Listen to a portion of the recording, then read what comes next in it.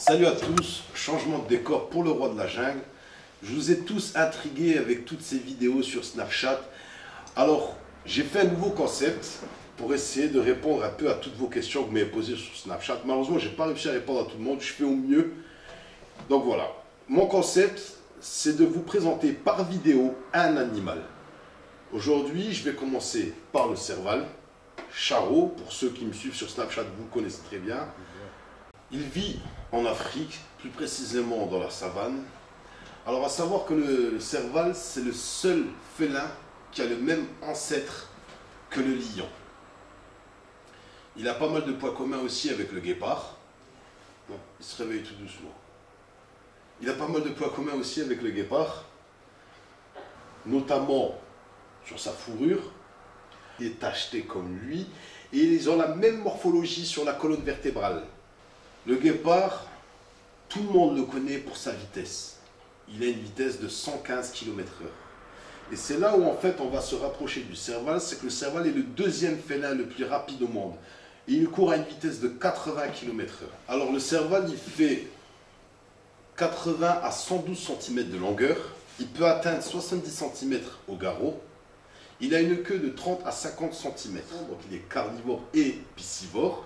Il aime tout ce qui est poisson, c'est un très bon pêcheur, il nage très bien aussi, même s'il n'aime pas trop le faire parce que c'est un petit feignant. Alors au niveau du caractère, c'est là où on se rapproche aussi du caracal, donc ce que nous on appelle le lynx de Perse, ou encore le lynx du désert. Alors il a un caractère assez proche de lui par sa solitude. Alors il aime se regrouper uniquement pendant les zones de reproduction. Alors la gestation elle est de 2 à 2 mois et demi.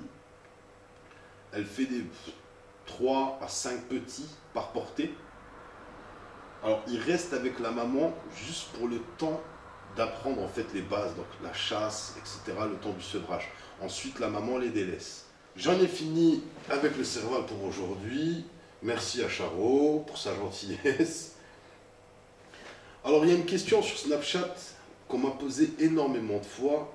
C'est est-ce qu'on peut en avoir un à la maison? Après, c'est vrai que quand vous voyez mes vidéos sur Snapchat, ça donne envie, etc. Après, moi, je tiens juste à vous préciser que c'est un animal qui a besoin de temps, qui a besoin d'être dressé. Il faut avoir un minimum d'expérience quand même.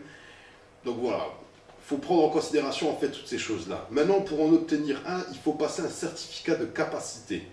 En France, c'est très réglementé là-dessus. Ils sont assez à cheval sur les conditions d'avoir un animal non domestique. Donc il vous faut faire une demande sur Internet. C'est un dossier à remplir. Donc il faut remplir, c'est un mémoire de 100 pages. Ensuite vous passez devant un jury. Donc j'espère que vous avez été satisfait de ma première vidéo. J'espère aussi que vous serez indulgent aussi envers moi. C'est la première fois que je fais ça. Et donc vous pouvvais me suivre aussi sur tous les réseaux, Snapchat, Instagram, etc.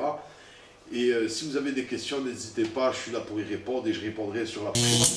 Je vais vous présenter aussi pour la prochaine vidéo un nouvel animal que j'ai... Non, putain, pourquoi je parle dans tous les sens? Le serval. Il vit en Afrique. Oh